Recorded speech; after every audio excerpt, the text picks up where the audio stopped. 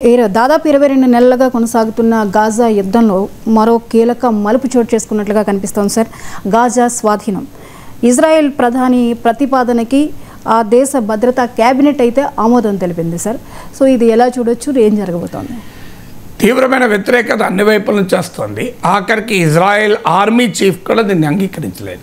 ఇది చాలా ప్రమాదకరము. ఒక అనెండింగ్ వార్లోకి మనం వెళ్ళిపోతాం, ఒక ఊబిలోకి కూరుకుపోతామని. ఎందుకంటే ఇజ్రాయెల్ గతంలో అనుభవాలు కూడా ఉన్నాయి. 2006 వరకు 2005 వరకు ఇజ్రాయెల్ గాజాను ఆక్యుపై చేసి ఉంది. 2005లో బయటకు వచ్చి ఎన్నికలు జరిపితే హమాస్ అధికారంలోకి వచ్చింది. ఇప్పుడు ఇజ్రాయెల్ ఏమంటున్నాడంటే ఆల్రెడీ గాజాలో చాలా ప్రాంతం ఆల్రెడీ ఇజ్రాయెల్ ఆక్రమణలోనే ఉంది. 20 ఏళ్ళుగా గాజాకు ఉండే అన్ని సరిహద్దులు ఇజ్రాయెల్ కంట్రోల్లో ఉంది. ఒక రకంగా ఇజ్రాయెల్ను దిగ్బంధనం చేసి ఉంచారు. సరిహద్దులు ఇజ్రాయెల్ కంట్రోల్లో ఉన్నాయి. లోపలకు కూడా ఇజ్రాయెల్ మిలిటరీ సెటిల్మెంట్స్ ఉన్నాయి. చాలా అద్భుతంగా ఉంది. వదిలేస్తే మొత్తం తినేస్తాను, నా సరదా తీరేంత కొంచెం ఇంకొక తిని వదులుతాను. కానీ చాలా బాగుంది. కానీ ఎంత తిక్కుగా ఉంది మీ ఇక్కడ. So nice. అందువల్ల అడుగడుగున ఇజ్రాయెల్ దిగ్బంధనంలో గాజా ఉంది. ఇప్పుడు దాన్ని టోటల్గా ఆక్రమించేస్తామంటున్నారు. ఆక్రమించేస్తామంటూ ఇంకా నెతన్యాహు ఏమంటున్నాడు, మేము దాన్ని పాలించము, హమాస్ పాలించదు, మేము పాలించము అంటున్నారు. మరి ఎవరు పాలిస్తారు అంటే if you create a vacuum, political vacuum, అది ఎంత ప్రమాదకర పరిస్థితులకు దారి తీస్తుందో ఒక అనుభవంలో ఇజ్రాయెల్కే అనుభవం ఉంది. అసలు హమాస్ ఎలా పుట్టింది? హమాస్ పుట్టుకనే కారణం ఇజ్రాయెల్ ఏకపక్షంగా పాలస్తీనా ప్రజల హక్కుల్ని కాలరాస్తుంటే ఆ సిచ్యువేషన్ నుంచి హమాస్ పుట్టింది. ఇవాళ హమాస్ కన్నా ప్రమాదకరమైనది పుడుతుంది.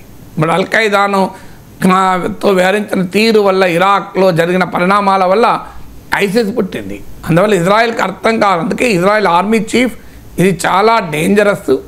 ఎందుకంటే హమాస్ అనేది ఒక తీవ్రవాద సంస్థ అని మాత్రమే ఇజ్రాయెల్ అంటుంది. కానీ Hamas is an elected government. 20 ఏళ్ల కింద ఎలక్ట్ కావచ్చు, తర్వాత ఎన్నికలు కాకపోవచ్చు.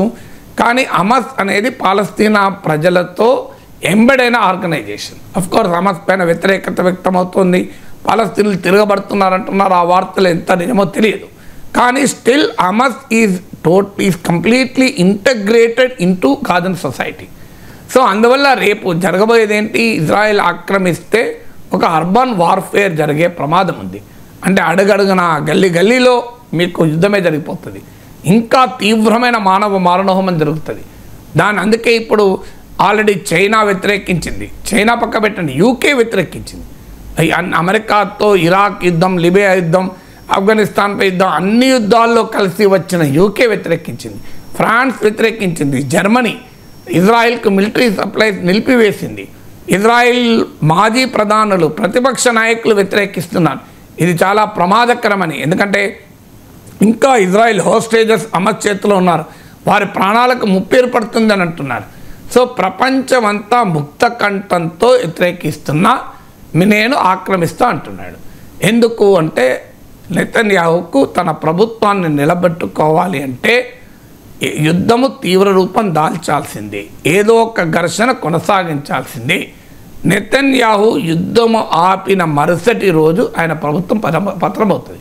నేను చాలాసార్లు చెప్పాను, అందుకే మీరు గమనించండి. హిజ్బుల్లాతో ఒప్పందం కుదిరింది, హమాస్తో దాదాపు అయిపోయింది, ఇరాన్తో యుద్ధం ఆగిపోయింది. మళ్ళీ సిరియా మీద పడ్డాడు కొంతసేపు, అది కూడా ఆగిపోతే ఇప్పుడు గాజాను ఆక్రమిస్తా అంటాడు. అంటే నిరంతరము యుద్ధం ఉంటేనే నెతన్యాహు పవర్లో ఉంటాడు. అందరికీ తెలిసిన విషయం. మీరు ఇజ్రాయెల్ మీడియా చదవండి, ఇజ్రాయెల్ ప్రతిపక్ష నాయకుల మాటలు చదవండి. నెతన్యాహుకు ఉన్న మద్దతు ఇచ్చే కోalition గవర్నమెంట్లో ఫార్ రైట్ అల్ట్రా నేషనలిస్ట్ ఉన్నారు.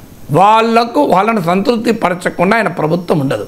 ఆ కరప్షన్ ఛార్జెస్ ఉన్న నెతన్యాహు పైన భారీ ఎత్తున, ఈవెన్ ఆయన ప్రధానమంత్రి పదవి కోల్పోతే జైలుకి వెళ్ళినా ఆశ్చర్యపడాల్సిందేం లేదు. ఆయన పాపులారిటీ రేటింగ్స్ భారీగా పడిపోతున్నాయి.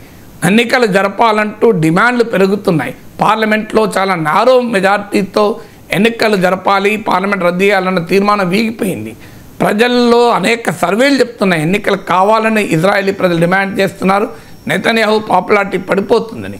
అందువల్ల ఆయనకున్న ఏకైక మార్గం అధికారంలో ఉండాలంటే ఇజ్రాయెల్కు యుద్ధం ఉండాలి. సో అందుకొరకు ఇప్పుడు గాజా ఆక్రమణకు పూనుకుంటున్నాడని. ఇదే జరిగితే పరిస్థితి తీవ్ర రూపం దాల్చి పశ్చిమాసియా మరింత రావణ కాష్టంగా మారుతుంది. అందుకే Saudi Arabia, Jordan, UK, Germany, France, Spain, అనేక యూరోపియన్ కంట్రీస్, చైనా, రష్యా అందరూ వ్యతిరేకిస్తున్నారు. అయినా నేను గాజాను ఆక్రమిస్తాను అంటున్నాడు. దాని పర్యవసనాలు ఏంటో చూడాలి.